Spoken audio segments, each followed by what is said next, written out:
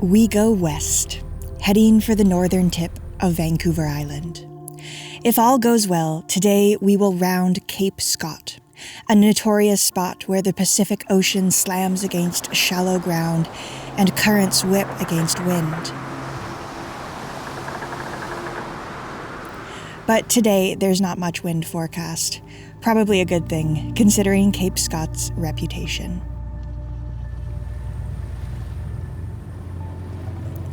We put up the mainsail for stabilization, but we know we'll need the engine to get us the 40 nautical miles to the Cape.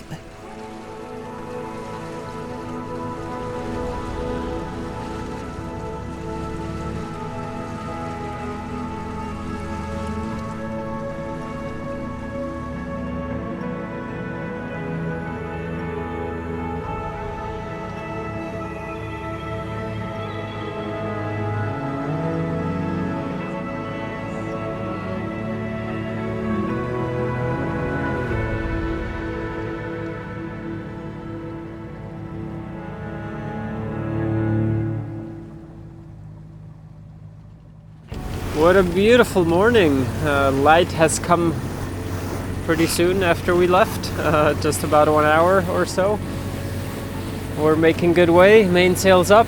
It's not doing anything yet, but it's there, and we're about to be engulfed in fog. We shall see. Doesn't look like the worst of fogs though, and yeah, it's moving with the wind. That's why it got upon us. Yeah, easy to say while we still see horizon. Soon we don't.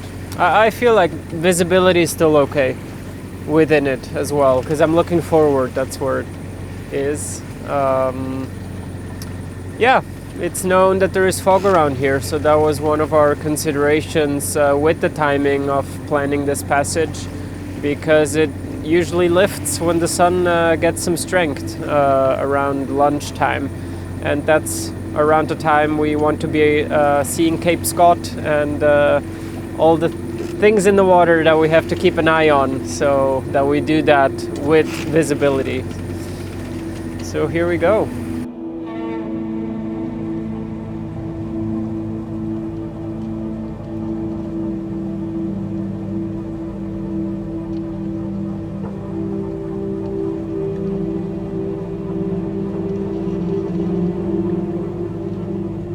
If all boats are illuminated like that guy, then I think we're good, also with the fog. Yeah.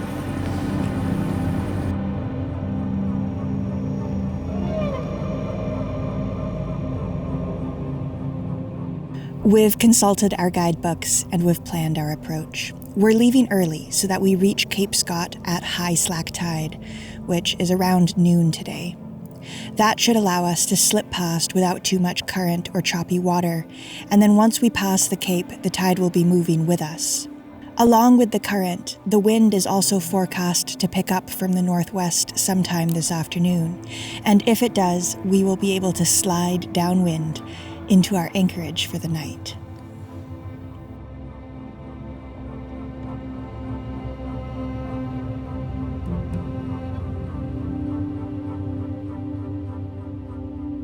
Oh, now we're in it. Now it has thickened. Now visibility is really low and I can feel the moisture in the air. Can you guys see it? Yeah. We don't have an AIS device per se yet, but whenever we turn on Starlink, we can check on some apps. So not too much traffic actually on AIS, but of course we always keep a sharp lookout, and yeah, it's good to just have that to fall back on and check. Yeah, and AIS is definitely one of the first things we install this coming winter.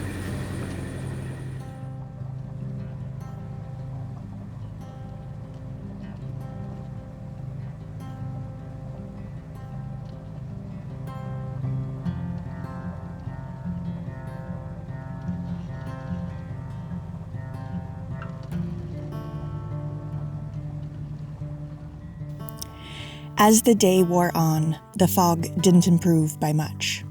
Our hopes of the midday sun burning it all off seemed to go unanswered. We are about 1 hour away from Cape Scott. We've had a bit of a watch schedule, so Maya rested a bit and I rested a bit, but now we are well into daylight. It's 11 o'clock. We drank another coffee and we're both awake and happy to be out here.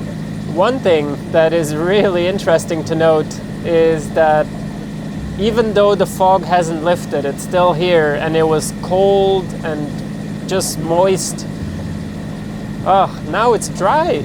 Everything is dry. The teak is dry, the whole boat is dry, everything feels dry to the touch. It's really incredible. I can't explain it. But yeah, that's the only thing that has changed, and that's a pleasant surprise.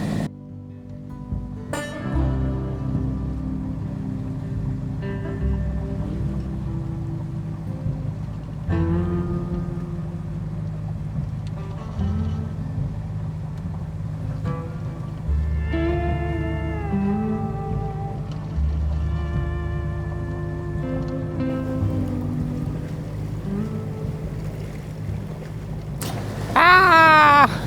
12:40 and the fog has not lifted yet. Are we actually where we think we are? The one thing that I do know though, and I am grateful for, is that in 10 minutes is slack, and indeed it is very calm here. I would think that it would be a little more turbulent already if it wasn't for being close to slack. But yeah, hopefully it lifts soon. It's nice to cross these places with a bit of a visual. And yeah, fog just drives you crazy, makes you seeing things all over the place. But yeah, without actually seeing them.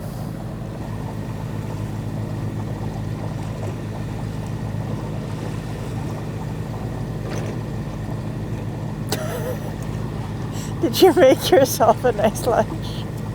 It's old pasta. It can't be al dente anymore.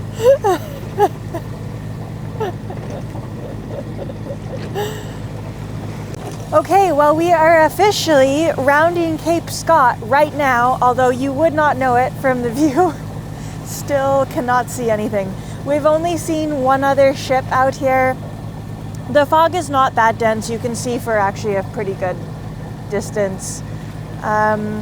Yeah, I've been checking AIS. There's not really very much traffic. Things are pretty calm. Apparently there's a lighthouse on Cape Scott, I think, or on one of the outer islands. I can't remember. But doesn't matter. We're not going to see it. So yeah, that's about it. Cape Scott, one wall of fog.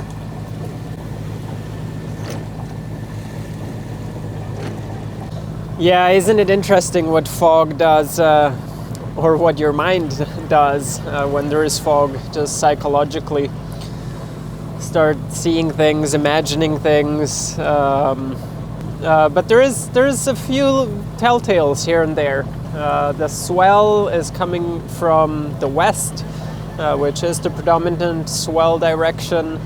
The other thing is, since we have now rounded Cape Scott at slack, the current is starting to pick up a little bit, and we're motoring at very low RPM, 1600 RPM, but we're making 6-7 knots, which under engine alone we'd be doing about 5.5. So yeah, we're getting a bit of a push. So those are all little confirmations that maybe we are where we think we are.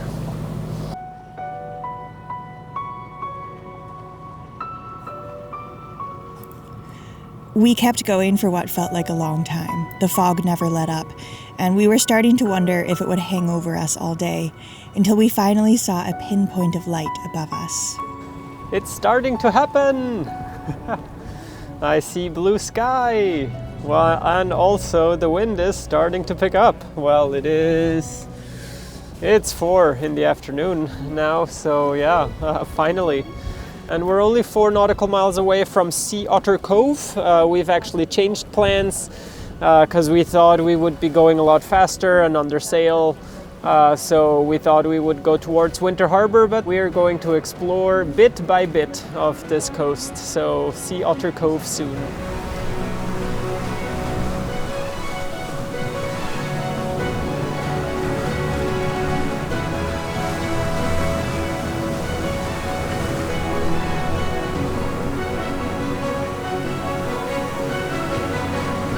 And suddenly we were crashing downwind beneath blue skies, the fog bank drifting away to our stern.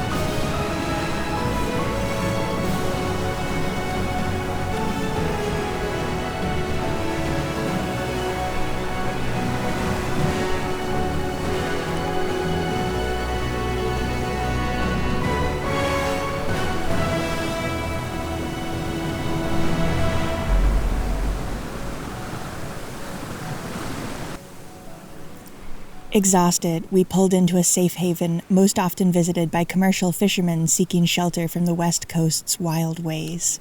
Sea Otter Cove, a shallow bay tucked into the coast. We had made it.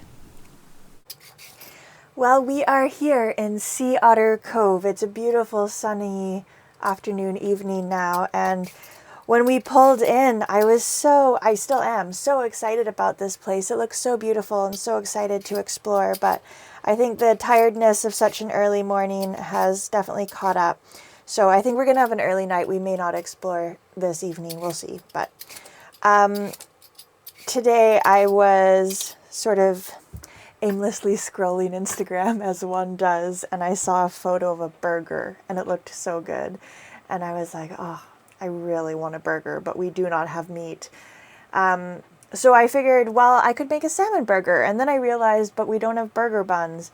And then I was like, you know what? I'm a smart, resourceful person. I can make burger buns. So I've never done this before, but I am pretty darn impressed with myself, if I do say so myself. These are kind of perfect. So They really are. Wow. Right? I'm so proud of them.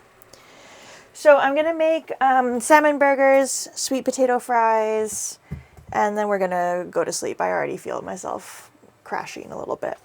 Amazing. That's the goal. Thanks, Maya. You are so welcome. I don't mind saying that I think these turned out better than expected. Wow. Oh, I'm so impressed with your chefing skills. Chefery! Amazing. Wow. Hand-caught salmon on handmade everything. Mm-hmm. Enjoy. Ready.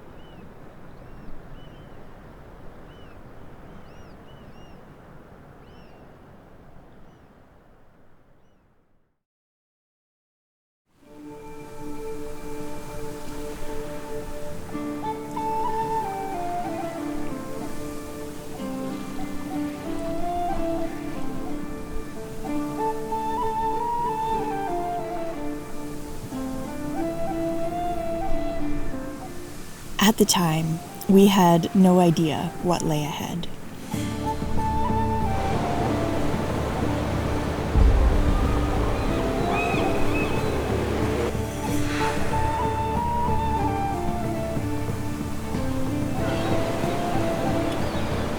Our only plan was to sail down the west coast of Vancouver Island, to feel the boat move with the Pacific swell, to find huge deserted beaches and wildlife living peacefully on rugged coastlines. But now, the all-omniscient editing Maya of present day knows that this trip was every bit as wild and as beautiful and as life-changing as past Maya in this video hoped it would be. There are moments from this trip that just astounded us. There are stories that we still talk about in hushed tones.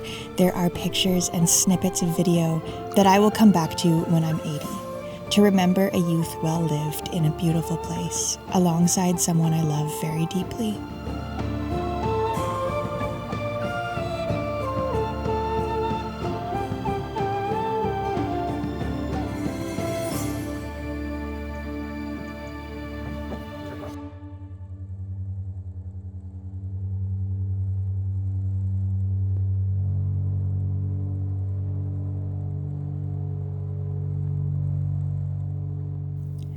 And of course, as with any good story, the West Coast threw plenty of challenges at us as well.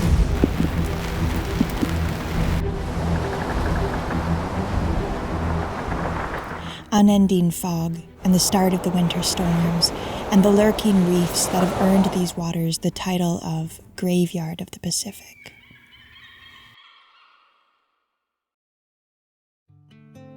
Along the way, we ventured down an inlet to visit British Columbia's most remote pub. We were gifted an extremely special piece of West Coast lore.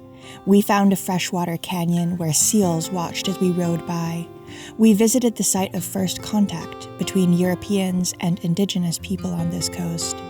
And we were treated to spectacular shows by all forms of wildlife. So, over the next several weeks, we will take you with us as we explore the west coast of Vancouver Island. This is the biggest barnacle I've ever found. This is just a beach of giants. That is massive.